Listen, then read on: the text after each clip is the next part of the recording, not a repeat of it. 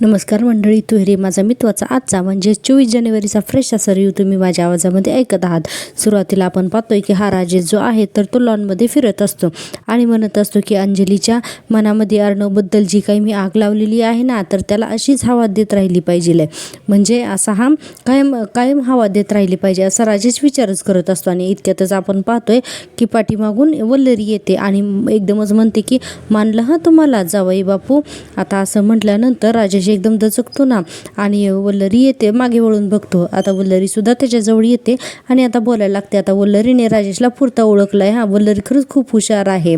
आता वल्लरी म्हणते की नाही खरंच जावई बापू, आज ना तुम्ही घरातल्या सगळ्यांना ना खूपच छान गुंडाळत. आता राजेश म्हणतो की नाही हो मामी, गुंडाळ वगैरे नाही आहे, खरंच मी बोलत होतो. त्यावर वल्लरी म्हणते म्हणजे अच्छा अच्छा अच्छा, म्हणजे चेकबुक खरंच घराबाहेर सापडलं तुम्हाला. तर राजेश म्हणतो मामी तुम्ही शंका घेताय का माझ्यावरती. वल्लरी म्हणते नाही हो, शंका वगैरे नाही, सहजच विचारते. आणि खरं सांगू का तुम्हाला, तुमच्या जागी जर का मी असते ना तर चेक नेऊन वटवले सुद्धा असते मी बँकेत.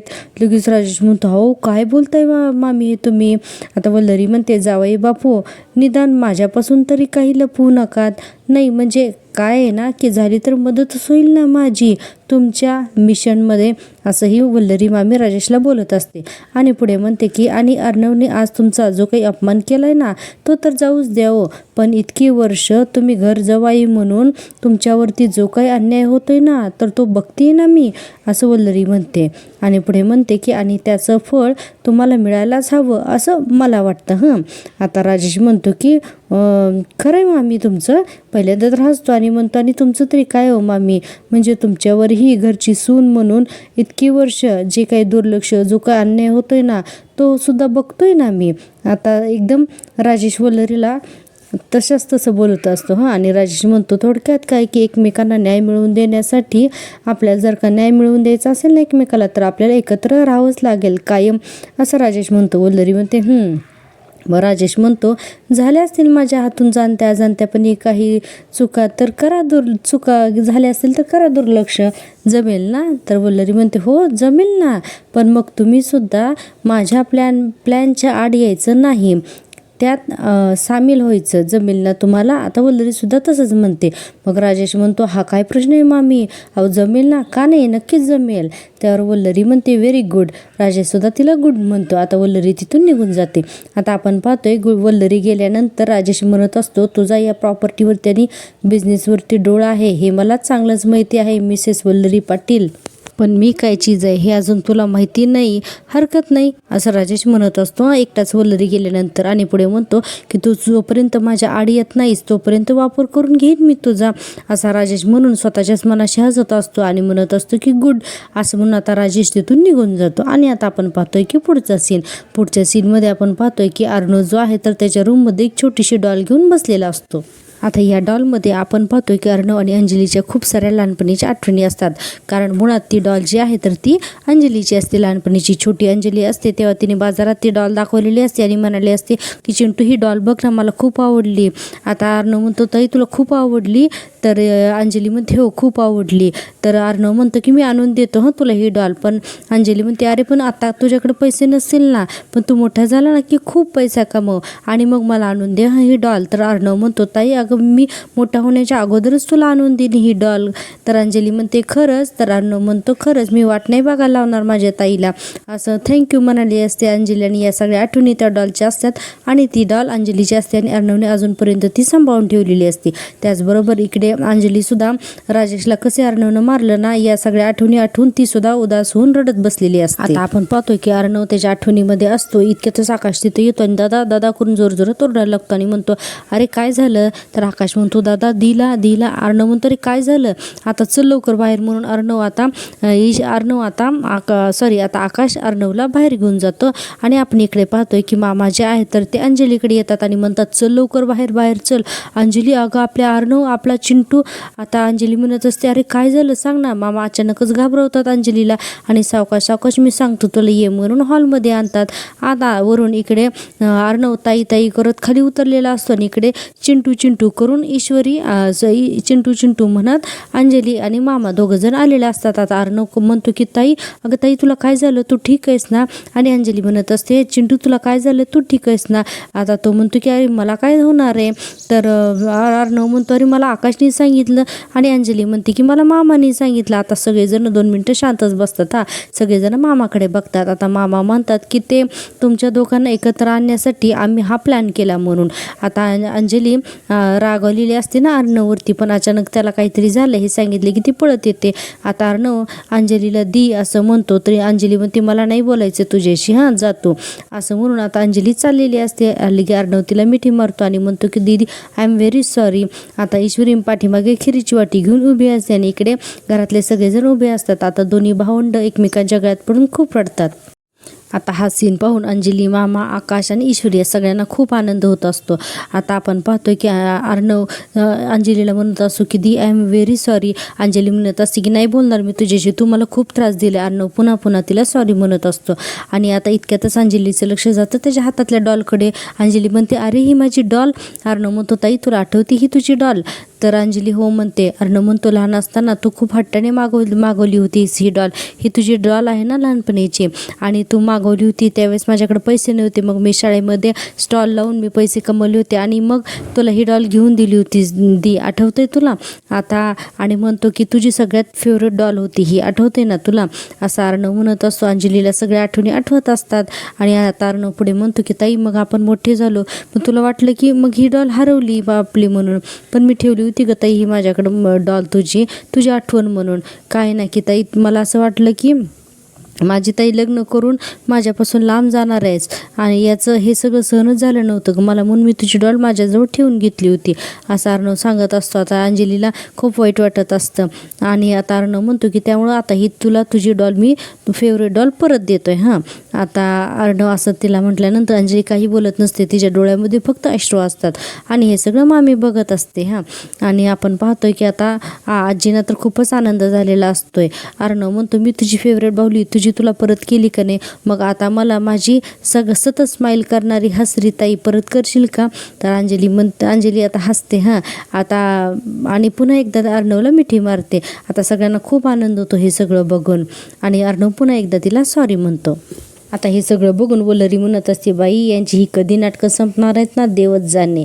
आता अर्णव अंजलीला म्हणत असतो की ताई खूप स्पेशलाइज ग तू माझ्यासाठी, आणि तुला मी एक गोष्ट सांगू का, तुझ्याशिवाय मी काहीच नाही आहे ग, मी तुझ्याशिवाय अपूर्ण आहे ग ताई, मी तुझ्याशिवाय काहीच नाही असं अर्णव तिला म्हणत असतो.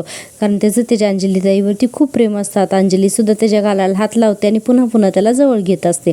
आणि हा सीन आहे ना तो राजेशसुद्धा दाराच्या आडून पाहत असतो. आता अर्णव अंजलीला म्हणत असतो की ताई तू मला माफ केलंस ना, मला खूप हलकं वाटलं ग आता असं अर्णव म्हणत असतो. आणि राजेश हे सगळं बघत असतो. राजेशला हे काही आवडत नसतं. अरे या दोघांचे पुन्हा कसं काही दोघं जण एकत्र आले असं काहीचं राजेशला वाटत असतं. आता अंजली म्हणते की चला आता अंत बला तो सब बला असं ईश्वरी पाठीमागून बोलते. अर्णवच्या मागे उभी असते ते. आणि आपण पाहतोय की पुढे ईश्वरी म्हणते की एवढं सगळं झालंच आहे तर आता दोघांचं एकमेकांचं तोंडसुद्धा गोड करून टाका असं ईश्वरी म्हणत असते. आता मामा म्हणतात आमच्या इंदोरी सूनबाईंनी तुमच्या दोघांसाठी खास खीर बनवली आहे बरं का, असं म्हणून मामा हसायला लागतात. आता अंजलीला खूप नवल आणि कौतुक वाटतं बाबा की आपल्या भाऊजाईने आपल्यासाठी खीर बनवली म्हणून. आणि आता पुढे मामा म्हणतात आणि तुम्हा दोघांनाही असं एकत्र आणण्याची ही आयडिया तिचीच बरं का, असं ईश्वरीकडे हात करून मामा म्हणतात. आता हे सगळं ऐकल्यानंतर तर अंजलीला खूपच कौतुक वाटतं. अंजली लगेचच ईश्वरीला तिच्या जवळ बोलवते की इकडे ये म्हणून, आणि दोघीजणी अगदी गळ्यातच पडतात एकमेकींच्या. आता अंजली आणि अर्णव दोघांनी एकमेकाला माफ केलेलं असतं. आनंदाचं खूप वातावरण असतं. आता ईश्वरी खिरीची वाटी अर्णवकडे देते आणि म्हणते की सर हे घ्या, अंजलीताईने खीर भरवा म्हणून. आता आपण पाहतोय की आता अर्णव सगळ्यात पहिल्यांदा अंजलीला खीर भरवतो. म्हणतो की ताई चल बरं खीर का म्हणून. आता 1 चमचा अर्णव खीर भरवतात. आणि हे सगळं राजेश पाठीमागे लपून ऐकत असतो ना, कारण त्याला समोर येऊन काही फ्रंटला बोलण्यासाठी त्याला तोंडच उरलेलं नसतं. असा बॅकला जाऊन असा तो भिंतीच्या आडून हे सगळं पाहत असतो. मामा वगैरे सगळे खुश असतात. अर्णव म्हणतो की ताई आपलं हे भांडण पहिलं आणि शेवटचं हां ऑलराईट असं म्हटल्यानंतर अंजली सुद्धा हो म्हणत असते. आता अंजली पुन्हा हो म्हणून अर्णवच्या जवळ अर्णवच्या जवळ जाते हां. आणि आपण पाहतोय की आता मामा म्हणतात इंदोरच्या सुनबाई आम्हाला सुद्धा खीर हवी, आम्हाला सुद्धा भूक लागली आहे. आता ईश्वरी म्हणते हो हो सगळ्यांना वाटते हां या बसा म्हणून. आता अर्णव आणि अंजली सुद्धा सोप्यावर बसतात आणि पुन्हा अंजलीला खीर भरवत असतो. आता हा राजेश हे सगळं बघत असतो आणि असं दाखवलंय की हे ज्या सोप्यावर बसले त्याच्या मधल्यामध्ये दरवाजामध्ये राजेश जो आहे तो हे सगळं पाहत असतो. आणि आता बघा हा राजेश कसं मनातल्या मनात बोलतो की सर्टिफाईड बावळट आहे माझी बायको अंजली, जरा कुणी इमोशनल गेम केला की लगेचच पागळली असं म्हणत असतो. आणि पुढे म्हणतो की पण हरकत नाही, सुरुवात तर झाली ना आज. ती प्रेमळ भाऊ बहीण एका गैरसमजामुळे भांडू शकतात हे तर क्लिअर झालं ना आता, असं राजेश म्हणत असतो. पुढे म्हणतो की चांगलं आहे असू द्या, आज मिटलंय भांडणं पण एक दिवस असं भांडतील ना की तोंड पाहणार नाहीत हे दोघं जण एकमेकाचं, असं आता राजेशने ठरवूनच टाकलेला असतो प्लॅन. आणि पुढे म्हणतो की मला वाटलं चिंटुकल्या तुझा कायमचा बंदोबस्त आता करायलाच हवा, आता एक गाव आणि 2 तुकडे असं म्हणत असतो राजेश. आता आपण पुढे पाहतोय की संध्याकाळ झालेली असते आणि रात्री अंजली आणि राजेश जो आहे तर तो त्यांच्या रूममध्ये बसलेला असतात. राजेशला अंजलीने खीर आणलेली असते खायला आणि राजेश म्हणत असतो की तुम्हा दोघा बहीण भावांचं नातं या खिरीप्रमाणे गोड झालं तर हे खरंच खूप चांगलं आहे हां. आणि पुढे म्हणतो की मला काय वाटलं ते मी माझ्यापुरतं ठेवीन हां, उगाच माझ्यामुळे तुमच्या दोघांमध्ये भांडणं लागायला नको हां. अंजली म्हणते अहो पण चिंटूने त्याची चूक मान्य केली की, असं म्हटल्यानंतर राजेश म्हणतो हो अंजली, पण माझ्याबद्दल जर त्याचं मत बदलले की नाही हे माहिती नाही आहे ना ग अजून. आता अंजली म्हणते की म्हणजे, तर राजेश म्हणतो हे बघ अंजली तुला मी खरं सांगू का, तू ना खरंच खूप भोळी आहेस ग, आणि तू जशी आहेस ना अगदी निरागस तसंच सगळं जग आहे असं तुला वाटतं ग. आणि म्हणूनच माणसांच्या वागण्यातला छुपा अर्थ ना तुला कळत नाही का अंजली. आता हे एवढं बोलल्यावर सुद्धा अंजलीला काहीच समजत नाही. अंजली म्हणते हे बघा तुम्ही काय बोलताय किंवा काय सांगायचा प्रयत्न करताय ते मला खरंच कळत नाही हो. राजेश म्हणतो जाऊ दे ग, दे सोडून, नाही समजत आहे ना, आणि तुझाच हा निरागस स्वभाव आहे ना तर तुम्हाला खूप आवडतो ग. म्हणजे बघ ना असं इतकं सगळं काही झालं तरीही पटकन तू माफ करून टाकलंस अर्णवला मोठ्या मनानेच नाही का. आता अंजली म्हणते अहो काही झालं तरी भाऊ आहे ना तो माझा, आणि त्याने माफी मागितलीच की तुमची. राजेश म्हणतो हो हो प्रश्नच नाही, त्याने माफी मागितली ना माझी, आणि त्याच निमित्ताने एक गोष्ट सांगतो मी तुला अंजली. आता अंजली म्हणते की काय हो. राजेश म्हणतो अंजली तू जशी आहेस ना तशीच राहा, अगदी निरागस आणि गोड हां. आता मुद्दामून तिला पाणी लावत असतो आणि पुढे म्हणतो की आणि आपलं बाळसुद्धा मला ना अगदी तुझ्यासारखंच व्हायला हवं आहे हां. अंजली म्हणते की नाही मला ना आपलं बाळ तुमच्यासारखं झालेलं हवं आहे. तर राजेश उगीच अगो करून मोठेपणाचं आव्हानत असतो. आता अंजली म्हणते ठीक आहे तुम्ही खीर खा हां मी आलीच, म्हणून आता अंजली तिथून निघून जाते. आता आपण पाहतोय की अंजली तिथून गेल्यानंतर हा राजेश स्वतःचे रंग दाखवतो आणि म्हणतो की या आज खिरीसारखं सगळं काही गोड झालंय ना, पण लवकरच कारल्यासारखं कडू करून टाकेन मी तुम्हा बहीण भावांचं नातं, असं राजेश म्हणतो हां. आणि बघा पुढे आता तो 1 चमचा खीर खातो. आता खीर खाल्ल्यानंतर त्याला ती खीर खूप आवडते आणि म्हणतो वा काय मस्त झाली आहे खीर, क्या बात है, माझी इंदोरी जिलेबी काही म्हणा हां पण माझी इंदोरी जिलेबीच्या हाताला चव आहे हां, असं राजेश म्हणत असतो. आणि म्हणतो की जेवण कमालच बनवते इंदोरी जिलेबी, म्हणून तो पुन्हा खीर खातो आणि म्हणतो वा मस्तच छान झाली एकदम खीर. आता आपण दुसरा सीन पाहतोय अर्णव आणि ईश्वरीच्या बेडरूममधला. अर्णव वॉशरूममधून आलेला असतो आणि कपाटाजवळ जातो तर त्याला कपाटाचा दरवाजा लागतो. आता तो म्हणून ओरडतो, त्याच्या हातातील टॉवेल खाली पडतो. इतक्यातच ईश्वरी तिथे येते आणि म्हणते सर काय झालं बघू. तर अर्णव जोरात त्याचा हात झिटकारतो आणि आता ईश्वरी म्हणते सर काय हे सगळं, असं आता ईश्वरी म्हणते, कारण ती त्याला हात सुद्धा लावू देत नाही ना टॉवेलला, म्हणजे त्याला काय लागलं हे बघू द्यायला. मग ईश्वरी म्हणते की सर हे काय आहे, तर टॉवेलकडे बघून म्हणते हां. अर्णव म्हणतो काय ईश्वरी म्हणते हा टॉवेल उचला आणि तिची घडी गलाभर पटकन. अर्णव म्हणतो दॅट्स नॉट माय जॉब.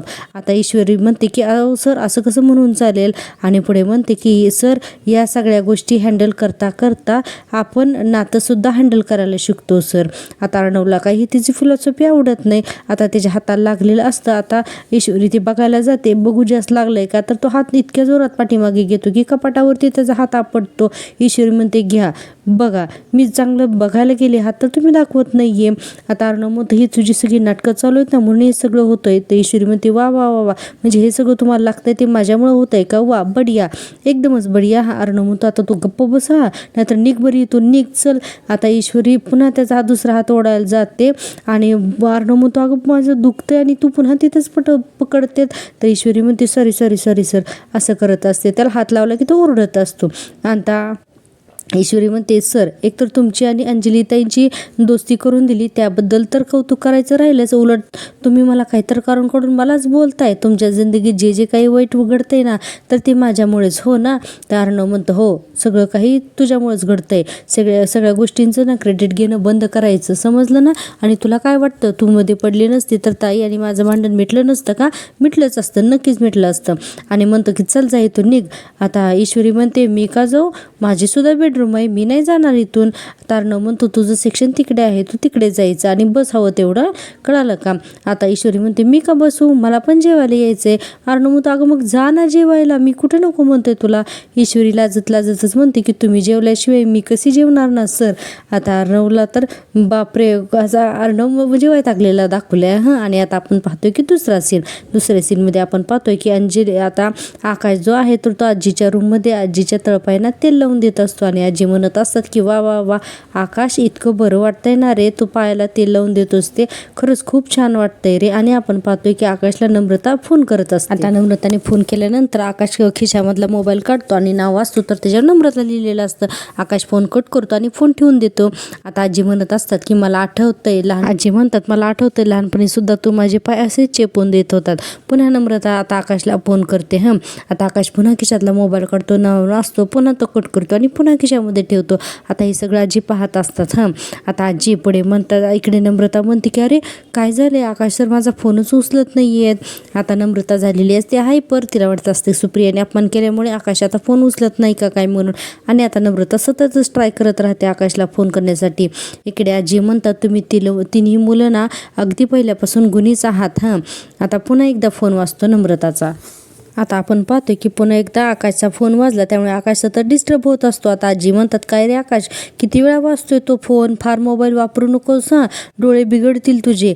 आता इतक्यातच मामा तिथे येतात आणि मामा म्हणतात नाही हे सांगून हे सगळं काही उपयोग नाही आहे या नव्या पिढीला. आता मोबाईल म्हणजेच त्यांचं हे आता जग झालंय ग, हे अजिबात ऐकत नाहीत. आकाश म्हणतो हो डॅड पण आता सगळी कामं यावरच होतात ना, बट सॉरी आज जरा जास्तच कॉल आणि मेसेजेस येत आहेत. आता आजी म्हणतात बरं ठीक आहे असू दे बास आता बरं वाटलं हो मला तू तेल लावून पाय चोळून दिलेस ते. आता आकाश म्हणतो बरं आजी मी जाऊ आता तर. आणि आकाश लगेचच उठून निघालाच लागतो. त्यावरती मामा म्हणतात ए चाललायस कुठं, अरे थांब अंजलीने आपल्याला इथं थांबायला सांगितलं आणि तिला आपल्याला काहीतरी सांगायचं आहे, तू कुठे चाललास थांब इथं. आकाश लगी कान तोंड करतो. आता मामा म्हणतात अरे बरं ठीक आहे जा, लगेच तोंड पाडायची गरज नाही आहे, जा जा म्हणून. आता आकाश इतक्या फास्ट जायला लागतो की समोर अंजली आलेली असते, तिला धडकतो ना. आता अंजली म्हणते अरे काय किती घाई करतोस ते, कुठं सांगतो ताई मला एक इम्पॉर्टंट कॉल, तू इथं थांबत नाहीस का. तर आकाश म्हणतो लगेच येतो ग कॉल करून. मामा म्हणतात जाऊ दे त्याला, तुला लागलं नाही ना ये बरं तू इथं बस. आता अंजली म्हणते नाही लागलं म्हणून अंजली तिथे खुर्चीवरती बसते. मग आता मामा म्हणतात बरं आता सांग बाई पटपट तुला काय बोलायचं ते सस्पेन्स सहन होत नाही आता, काय गाई. आता अंजली म्हणते नाही काय नाही की मला जर ईश्वरीबद्दलच बोलायचे, ती किती विचार करते ना आपल्या सगळ्यांचा. तर अर्णव म्हणतो घ्या ह्यात काय नवीन सांगायचं आहे ते, हे बघ अंजली तू न सांगता सुद्धा माझं तिच्याबद्दलचं मत तेच आहे, अत्यंत मिळव आणि सगळ्यांना सांभाळून घेणारी आहे आपली सून, लाखात एक अशी आहे सून. आता आणि मामा म्हणतात काय गाई म्हणून. आता आजी म्हणतात हो. अंजली म्हणते हो मलाही तेच सांगायचंय, म्हणूनच मी काय म्हणते की काहीतरी स्पेशल करायला हवं आपण तिच्यासाठी. मला ना खूप वाईट वाटतंय तिच्यासाठी, कारण चिंटू किती चिडचिड करत असतो सतत तिच्यावरती, असं अंजली म्हणते. आणि इकडे आपण पाहतोय की हा चिंटू पुन्हा लगेच चिडचिड करायला सुरुवातच केलेली असते ईश्वरीला. आता इकडे अर्णव ईश्वरीशी बोलत असताना त्याच्या हातून मोबाईल खाली पडतो. आता ईश्वरी म्हणते सर काय हो हे तुमचं, इतक्यातच दोघंही खाली वागतात मोबाईल घ्यायला, तर दोघांची टक्कर लागते. ईश्वरी लगेचच डोकं चढवत म्हणते ओ बाराकी डेअर सर, बाराकी डेअर, आणि म्हणते की सर तुमचं डोकं तर गरम आहे पण लागतं सुद्धा खूप जोरात. आणि अर्णवला म्हणते सर तिकडे बघा. आता अर्णव तिकडे बघतो तर पुन्हा एकदा त्याच्या डोक्याला टक्कर देते. आता अर्णव म्हणतो आता हे काय होतं, तर ईश्वरी म्हणते सर एकदा आपटलं ना की शिंग येतात, दोनदा आपटलं ना की शिंग येत नाही. नाहीत. आणि काय ना सर की तुम्हाला जर का शिंग आले तर आणखीनच तुम्ही डेंजर दिसाल ना, आधीच एवढे चिडताय आणि वरून शिंग. अर्णव म्हणतो यू आर इम्पॉसिबल असं म्हणून आता अर्णव तिथून निघून जातो. आता आपण पाहतोय की अर्णव तिथून निघून गेल्यानंतर ईश्वरी स्वतःशी हसत असते. आता खाली पडलेला मोबाईल आणि टॉवेल दोन्ही सुद्धा ती उचलते. माझा मित्राचा आजचा हा भाग किती संपतोय प्रेक्षकांनो. तुम्हाला जर का मी दिलेला रिव्ह्यू आवडत असेल तर प्लीज चॅनलला सबस्क्राईब करा आणि हो व्हिडिओला लाईक करायला अजिबात विसरू नका. उद्याच्या भागात आपण पाहतोय की अंजली म्हणत असते आम्हाला आत्ताच्या आत्ता मटका कुल्फीची पार्टी हवी आहे, जा बरं तुम्ही दोघं जण घेऊन जावा. तर आता अर्णव म्हणतो मी काही हिला का नेऊ. अंजली म्हणते तुझी बायको आहे ना ती, मग तू हिलाच घेऊन जाणार ना. आजी पण म्हणतात जा जा तिला घेऊन जा आणि घेऊन ये कुल्फी. आता ईश्वरी म्हणत असते तुम्ही मागे बसा मी गाडी चालवते. अर्णव म्हणतो जबरदस्तीने मला तुला घेऊन जावं लागतंय, तर हे असं टॉन्टिंग आणि टॉलरेट नाही हं करायचं मला. मग ईश्वरी म्हणते नका करू मग मागे बसा चुपचाप. आता ईश्वरी इतक्या फास्ट गाडी चालवते आणि त्याला वरून म्हणते की मागे बसून चान्स मारू नका थांबून. इतक्या फास्ट गाडी चालवत असते. अर्णव अक्षरशः घाबरत असून तिच्या दोन्ही खांद्यावरती हात ठेवलेले असतात अर्णवने आणि ईश्वरीला या सगळ्या गोष्टीची मजा येत असते.